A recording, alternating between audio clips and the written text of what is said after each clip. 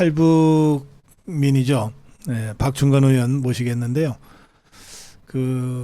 원래 탈북민이라고 불렀는데 문재인 정권 때 갑자기 이거를 북한 이탈 주민이라고 부르라고 위에서 지시가 내려왔어요. 사실은 탈북은 목숨 걸고 북한을 탈출한다는 뜻이잖아요. 네, 맞습니다.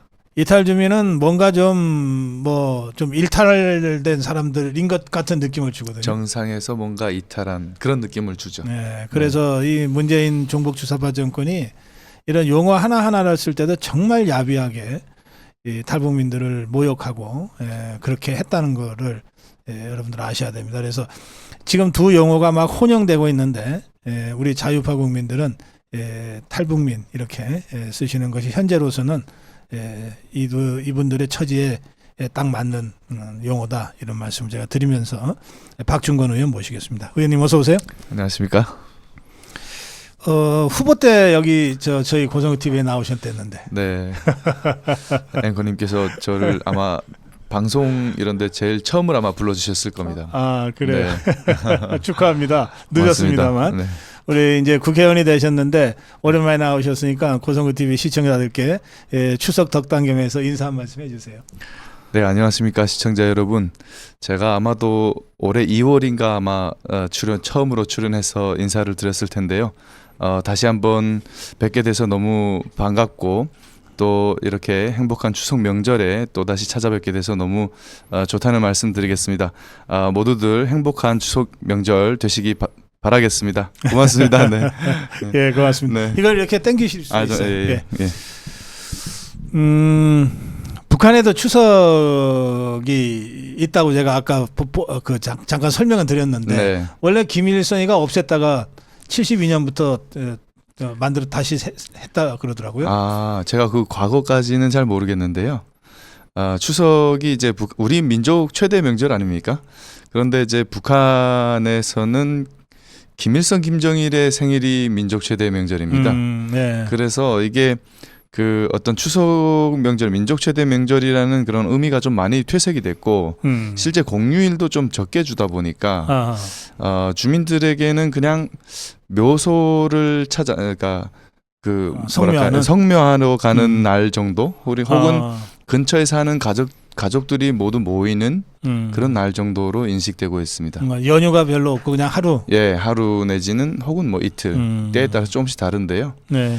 그래서 뭐 사실 그런데 또 최근에 북한이 경제 상황이 많이 좋지 않다고 하지 않습니까?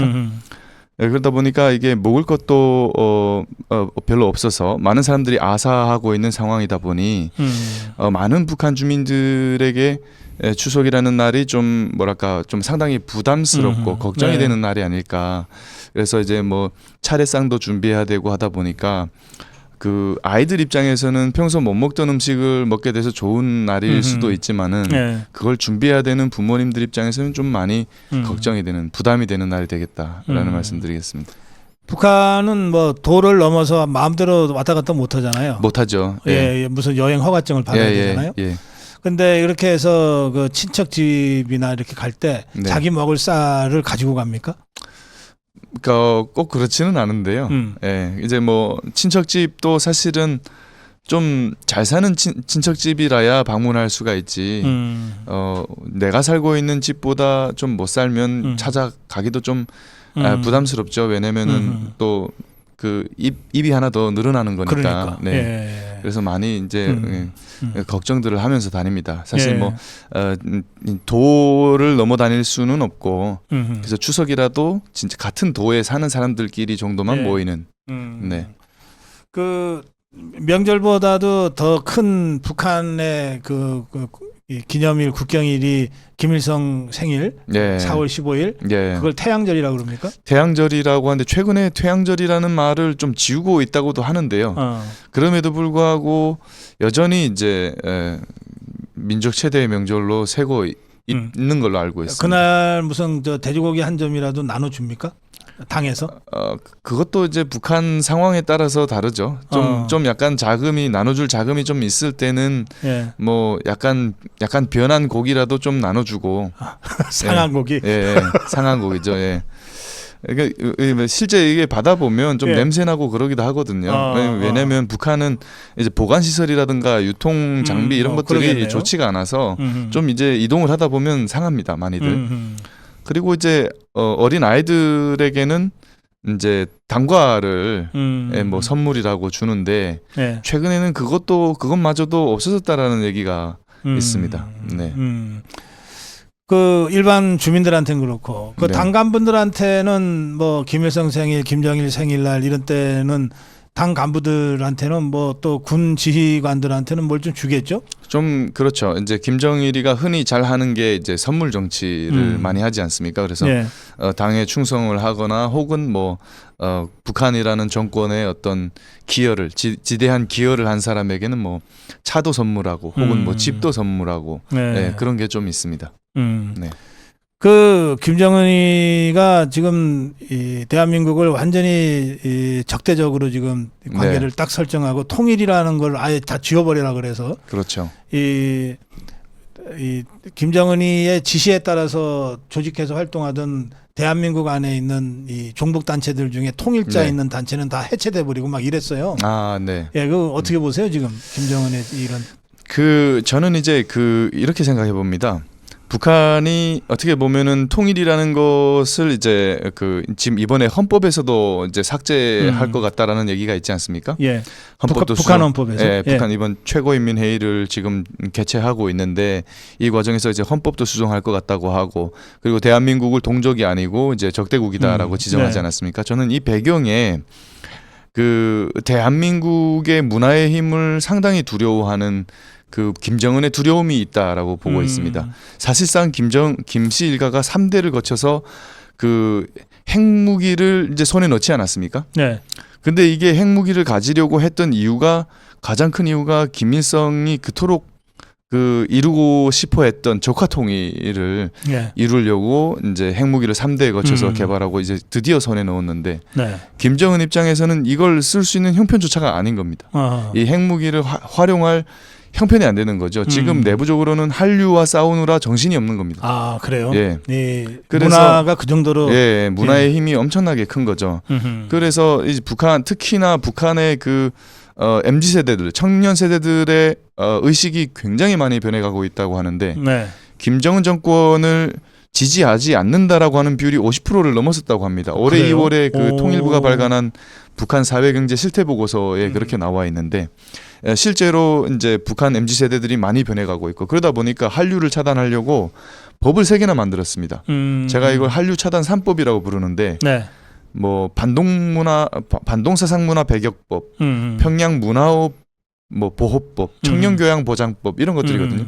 이걸로 노동교양에서 심하게는 사형까지 엄벌합니다. 최근에 10대들을 30여 명을 네. 집단 처형했다고 하지 않습니까? 한국 드라마를 봤다고. 예. 그러니까 지금 그런 어떤 도저히 관리가 안 될 것 같은 이대로 간다면 4대 세습이 불가능할 것 같은 그런 걱정 때문에 이제 김정은이가 이런 어떻게 보면 조치를 취한 거다라는 생각을 하게 됩니다. 이제 중고등학생들이 처형당할 정도로 심각한 중대범죄를 북한에서 저질렀다고 하는 게 네. 우리나라 드라마 보고 그렇죠. 예. 그 K-팝 들었다는 거 아니에요? 예, 예. 어떤 드라마, 어떤 K-팝들을 이제 뭐 제 경험상으로도 그렇고 이제 탈북하신 분들 얘기들을 많이 들어보면 네. 대한민국에서 나오는 어떤 드라마나 어떤 케이팝이나 다 좋아할 겁니다. 왜냐면 제가 북한에 있을 때 이제 저는 좀 뭐랄까 북한 체제에 충성을 하던 사람이어서 한국 드라마라든가 이런 것들을 볼 기회가 많았는데 일부러 안 봤었거든요. 그러다 생각이 바뀐 뒤에 이제 찾아보려고 하니까 겨우 드라마 한 편을 구해서 봤는데 네. 그 드라마를 너무 재밌게 거의 3, 4일 밤잠 안 자고 다 봤습니다. 그런데 한국에 와서 보니까 그 드라마가 어떻게 보면 좀 잘 안 돼가지고 시청률이 정말 안 나온 드라마더라고요. 형사라는 시트콤이 있었습니다. 아무도 모르실 겁니다 아마. 저 모르겠는데. 네. 근데 그 드라마를 제가 너무 재밌게 봤던 기억이 있습니다. 예. 그러니까 북한에서는 한국산 드라마라고 하면 무엇이든 다 재밌는 것이고요. 예. 특히나 뭐 우리 대한민국에서 최근에 그 히트쳤던 뭐 그 사랑의 불시착이라든가 태양의 후예라든가 이런 드라마들은 뭐 북한 청년들에게는 거의 뭐 예. 아, 그렇구나. 마약과도 같은 수준이다라고 말씀드릴 수 있을 것 같아요. 그러니까 뭐 사실은 여러 가지 군사 안보적인 이유보다는 네. 당장 이 북한의 젊은 청년 학생들 통제가 어려워서 네. 우선 그거부터 하느라고 지금 정신이 없다. 정신이 없는 거죠. 핵을 지금 3대에 거쳐서 겨우 손에 넣었는데 그걸 어떻게 이용할 수 있는 상황도 아닌 겁니다. 네. 그래서 지금 울타리를 치고 있는 거죠. 그러면 네. 이 대북 전단 우리가 보내잖아요. 네. 네. 민간 단체에서. 네. 또 군에서 확성기 방송하잖아요. 네. 그게 진짜로 효과를 줄 것 같으네요. 엄청난 효과죠. 저는 이제 대북 확성기 방송을 우리 대한민국이 가진 무기 중에 가장 강력한 무기 중에 하나다라고 말씀을 드릴 수 있을 것 같아요. 예. 북한 정권이 핵을 가지고 있다면 우리는 한류 내지는 대북 확성기를 가지고 있다라고 말할 수 있을 정도. 아하. 이 사례를 이게 얼마나 강력한지를 보여줄 수 있는 대표적인 사례가 2015년에 있었습니다. 그 당시에 북한 정권이 이제 목함질의 도발을 저질렀죠. 네. 네. 거기에 대응해서 박근혜 정부가 당시 박근혜 전 대통령 시기에 그 대북 확성기 방송을 실시했습니다. 예, 했습니다. 북한 정권이 너무나도 아파가지고 여기에 강경 대응한다고 준전시 상태를 선포했어요. 그러고 막 그 북한의 전 병력을 최전방으로 이동시키면서 아주 생쇼를 했단 말이죠. 그랬는데 우리 정부가 더 강경하게 나갔습니다. 대북 확성기 방송을 중지하지 않았고 우리도 이제 군사 대비 태세를 이제 강화했죠. 예. 그러다 보니까 이제 북한 정권이 이대로 해서는 안 되겠다 싶으니까 이제 회담장에 끌려 나온 겁니다. 아, 맞아요. 예, 당시 황병서가 이제 단장으로 나왔고. 저것들이 사과했어요. 그렇죠. 최초로 사과. 예. 저는 대한민국에 와서 봤던 우리 정부 혹은 우리 군의 대응 중에서 가장 우수한 케이스였다라고 보고 있습니다. 그래서 그때 아시안 게임에까지 끌려 나왔어요. 예, 북한이. 예. 그런 사례가 있죠. 그걸 보여주는 게 우리가 이제 우리의 대북 확성기 방송의 효과를 보여주는 대표적인 사례다. 예. 예. 저 김정은이가 좀 건강이 안 좋다는 얘기가 있고 그래서 그 김주애를 후계 수업을 지금 빨리 급하게 시키고 있다는 얘기도 있는데 우리 박충건 의원 보시기에는 어때요? 많이 상태가 좋지는 않은 것 같습니다. 실제 김정은이 뭐 이제 키가 170인데 몸무게가 140kg 정도 된다라고 하죠. 거기에다가 이제 최근에 그 거동도 굉장히 불편해하는 거가 이제 포착도 많이 되는데 홍수피해 현장을 방문할 때 그 이제 언덕을 내려갈 때 거의 뭐 거동이 불편한 고령자처럼 여러 명에게 부축을 받으면서 이제 이동을 하거든요. 그리고 연설을 할 때도 계속 숨을 그 가쁘게 몰아쉬고 그리고 가만히 서서 연설하는 것도 어려워서 굉장히 그 뭐랄까 정자세를 유지 못하는 그런 상황도 많이 포착이 되거든요. 그리고 뭐 사양으로 만든 주사를 맞고 있다. 뭐 해외에서 신약을 뭐 수입하고 찾고 있다. 뭐 이런 썰들도 포착이 되고 있죠. 예. 그래서 당분간 그러니까 그 단기간 안에 어떤 급변 사태가 일어날 가능성은 적다고 보는데 왜냐하면 북한에는 김씨 일가만을 위한 그 만수무강 연구소라는 게 있습니다. 최고의 그 천재 의사들을 모아놓은 곳이죠. 시설도 제일 좋고. 그래서 단기간에 어떤 일은 일어나지 않겠지만은 건강이 안 좋은 건 사실이다. 그래서 김정은이 좀 더 어떻게 보면은 이른 시기에 4대 세습을 준비하고 있는 것 같기는 합니다. 그렇다고 하더라도 뭐 김주애가 후계자냐라고 하면 아직까지는 그렇게 말할 수 있는 상황은 아니고요. 그래서 그 후계자라기보다는 어떤 한 두 가지 어떤 그 의도를 저는 생각하고 있는데 하나는 제가 이제 그 유사조민 효과라고 부르는데 그 조국 대표가 이제 그 재판 받으면서 어려울 때 딸을 이제 유튜브에 출연시키면서 이제 이미지를 좀 이렇게 좋게 가져가는 그런 게 있지 않았습니까? 그것처럼 이제 김정은이 북한 주민들에게 어떤 지지를 많이 받지 못하다 보니까 이제 아빠와 딸 혹은 독재자 굉장히 그 다혈질적인 폭군 이미지인데 딸을 등장시켜서 좀 뭔가 아빠와 비슷한 그런 어떤 이미지 완화 차원이 있고 두 번째는 북한 주민들이 어린 지도자가 나오면 거부감이 좀 큽니다. 그런 것을 이제 미리 등장시켜서 그 아하. 거부감을 완화시키는 효과. 음. 그러니까 어떻게 보면 4대 세습 작업인 거죠. 음. 예, 그렇게 볼 수 있을 것 같습니다. 그렇군요. 알겠습니다. 네. 이 북한 체제라는 네. 특성을 가지고 보면 이 네. 최재형이라는 자는 이거 어떻게 봐야 됩니까? 저는 이 사람을 상당히 이제 의심을 가지고 보고 있는데 네. 사실 이 사람이 이제 뭐 신분이 자칭 목사가 아닙니까? 네. 근데 이 사람이 목사의 신분으로 이례적으로 북한을 수차례 방문했단 말이죠. 북한은 사실상 돈을 들고 오거나 혹은 지원 물자를 들고 오지 않는 그런 사람이면서도 목사인 사람은 안 받습니다. 그래요? 예. 자기들에게 이득이 되는 게 없으면은 안 받는단 우리나라에서 말이죠. 목사는 성직자니까 어쨌든 대우받거든요. 그렇죠. 북한은 그게 아닌 모양이에요. 북한은 종교를 믿으면 특히 기독교를 믿으면 거의 사형에 처하거나 정치범 수용소로 보냅니다. 예. 근데 어쨌든 이런 사람을 이제 북한에 이런 사람이 자유롭게 드나들면서 여행하고 그랬단 말이죠. 뭔가 하여튼 특별한 굉장히 이례적인 거죠. 그런 거군요. 예. 예. 그리고 작년에 이제 송출 취소가 됐는데 통일 TV라는 게 있었습니다. KT가 이제 송출 취소시켰는데 이게 북한 체제를 좀 심각하게 찬양하고 옹호하는 선전하는 그런 영상들을 많이 송출하다 보니까 네. 이제 취소가 됐어요. 근데 이 통일 TV의 부사장으로도 있었습니다. 최재형 씨가. 예. 그리고 프레스 아시안 프레스인가 하는 그런 프레스 아리랑이라고 하는 매체도 있어요. 예. 근데 미국에서 만든 거 최재형이. 이 매체의 창간 멤버죠, 최재형이가. 예. 근데 이 매체를 제가 이제 그 기사들을 여러 개를 찾아봤는데 그 내용들을 보니까 네. 워딩이 그리고 논리가 네. 전부 그냥 거의 북한의 통전부가 그대로 써준 걸 그대로 옮겨온 거다.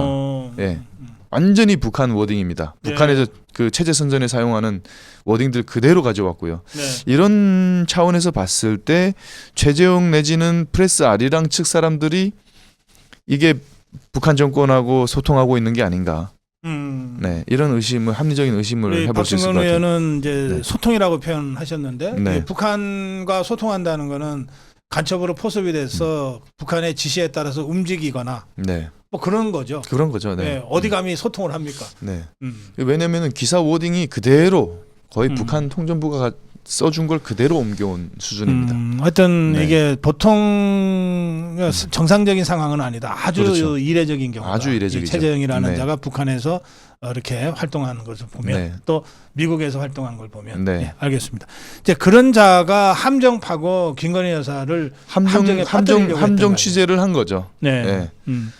어떻게 보면은 거의 뭐 국가전복 음모에 준하는 수준의 어떤 그런 모략을 꾸민 거다라고 그래서 할 수가 이 있죠. 최재형이 같은 이 용공분자가 대통령 배우자 영부인에게 접근을 어쨌든 한 거니까 네. 이 부분 관련해서 대통령 경호실이라든지 보안 문제는 우린 따로 좀 짚어야 된다고 봅니다만 네, 네.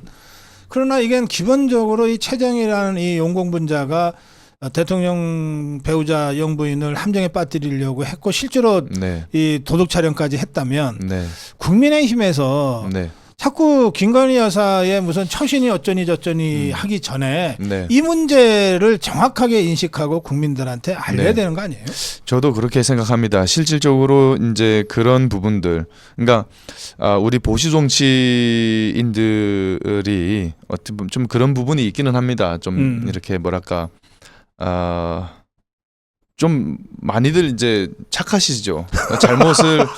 잘못을 우리에게서 이제 찾아보는 그런 경향들이 있으시단 말이죠. 이게 어떻게 보면 보수주의자들의 이제 성향인 것 같기도 하고요. 네. 이제 그럼에도 불구하고 저는 이러한 사실들은 명백하게 주장하고 그리고 이제 국민께 알려야 된다고 생각하고 또 그런 차원에서 우리가 이제 대공수사권이 무너지지 않았습니까? 네. 이 대공수사권도 국정원으로 다시 이양하는 이런 것도 필요하다. 이제 어떻게 보면은 거의 간첩에 준하는 사람들이 활개치고 있고 대한민국 국회 법사위에 증인으로 출석해서 거짓을 늘어놓는 것 이런 것들은 절대 용납해서는 있어서는 안 될 일들이다라고 말씀드릴 수 있을 것 같습니다. 예, 국민의힘 의원들이 너무 착하답니다. 물론 열심히 싸우시고 하지만은 그러니까 제가 말씀드린 거는 민주당에 비해서 예, 네. 알겠습니다. 네. 예, 지금 그 우리 박충건 의원과 대담 중인데요. 시간이 조금만 더 쓰겠습니다, 여러분. 그 원래 과학자시잖아요. 네. 그래서 아마 국회에서도 과기정통위로 상임위를 선택하신 것 같아요. 네. 그 과학기술 얘기를 한다고 거기 가신 거 아니에요? 그렇죠. 예. 근데 과학기술 얘기는 한마디도 못 하고 있다면서요? 지금 상임위가 한 22번 정도 열렸는데요. 그 중에 한 번 정도 이제 과학기술을 논의하는 법안 소위가 한 번 열렸고, 네. 그 다음에 이제 과학기술을 논의했다고 할 수 있는 게 이제 라인야후 사태 벌어졌을 때. 아, 예. 근데 사실상 이것도 우리나라 어떤 과학기술이나 어떤 기업을 살리기 위해서 했다기보다는 라인야후 사태를 빌미 삼아서 정부 여당을 공격하기 대통령 위한 공격하려고. 예. 그런 회의가 아니었는가. 그래서 방송이라는 그 이슈에 완전히 매몰돼서 지금 과학기술은 논의가 잘 안 되고 있다라는. 그래서 네. 지금 과방이라고 그러는데 과방이 과학기술과 방송통신이 합쳐진 거거든요. 네. 그러니까 이거 분리하자. 네. 과학기술위원회, 네. 방송통신위원회로 분리하자. 네. 이런 얘기들은 다들 많이 하시는 것 같아요. 네, 제가 초반에 이제 그 국회 개원하기 전부터 이제 그런 얘기들을 계속 주장을 했고, 네. 최근에는 그 기고문도 이제 예, 냈었고요. 계속 줄구장창 주장하고 있습니다. 예. 이게 과학기술정보방송통신위원회가 분야가 5개입니다. 과학, 기술, 정보, 방송, 통신까지 통신. 5개입니다. 예. 근데 이제 방송만 하고 있는 겁니다, 지금. 그 중에서. 네. 예.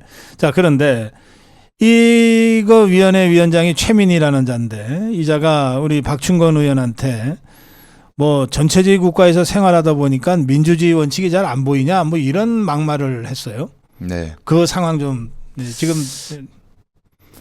예, 그게 이제 아마 이진수 그 방통위원장 후보자 인사청문회 뒤에 네.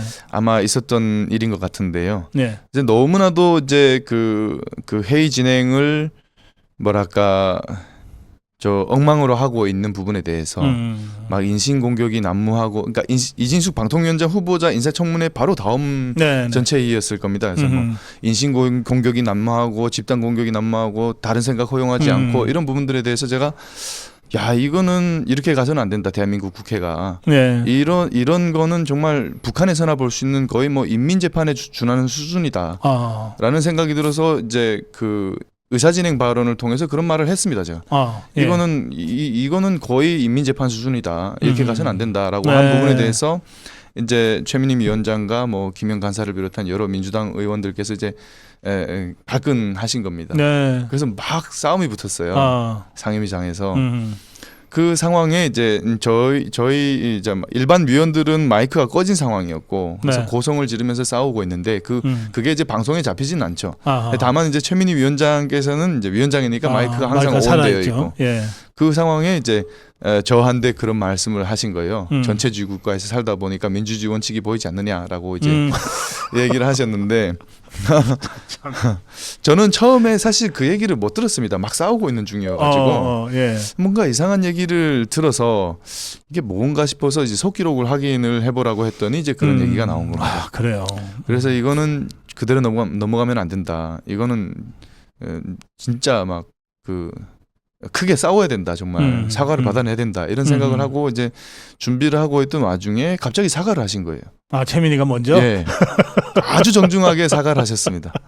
그래서 제가 당시에는 정말 그러니까 화가 치밀어 올라서 여기까지 예. 올라와가지고 참기가 어려웠는데, 예. 그럼에도 불구하고 상황상 이게 사과를 받지 않으면 안 될 그런 상황이었습니다. 그래서 제가 개인적으로는 그 사과를 받아들였습니다. 그래요? 네. 근데 그 발언을 속기록으로 확인했을 때 그 기분은 어떠셨어요?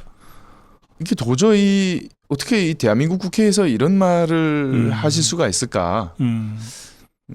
아무리 그 여야 간에 그 극단적으로 대립하고 충돌하고 있는 상황이라 하더라도 이런 말은 그렇죠. 예, 예. 도저히 있을 수 없는 말이다. 정말 패륜적인 말인데. 네. 근데 사실 저것들 보면 말이에요. 네. 저 정북 주사파 더불어민주당 보면 막 김건희 여사 살인자라고 막 대놓고 얘기할 그런 정신 네. 상태들 아니에요. 네. 그러니까 우리 박충건 의원한테도 그런 얘기를 해놓고 네.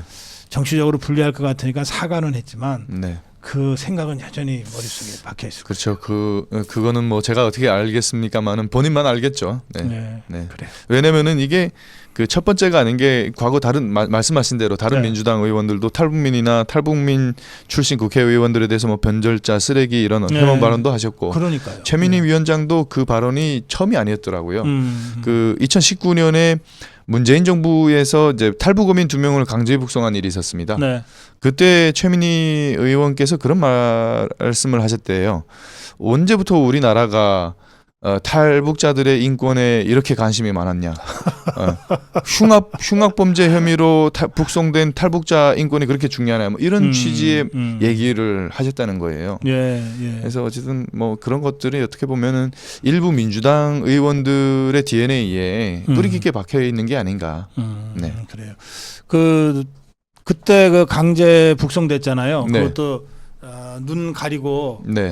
막 포박해가지고 네. 눈 가리개를 벗기자마자 눈앞에 북한의 네. 경비원들이 보이니까 막 주저앉았죠. 다리에 예, 힘 풀려가지고. 힘 풀려가지고, 예. 그죠? 네. 그렇게 해서 두 사람이 끌려갔잖아요. 네. 그 죽었는지 살았는지 공식적으로는 확인이 안 됩니다. 아직까지. 네. 근데 어떻게 추정됩니까? 저는 최소 정치범 수용소라 생각하고요. 네. 그리고 아마 처형됐을 가능성도 상당히 높습니다.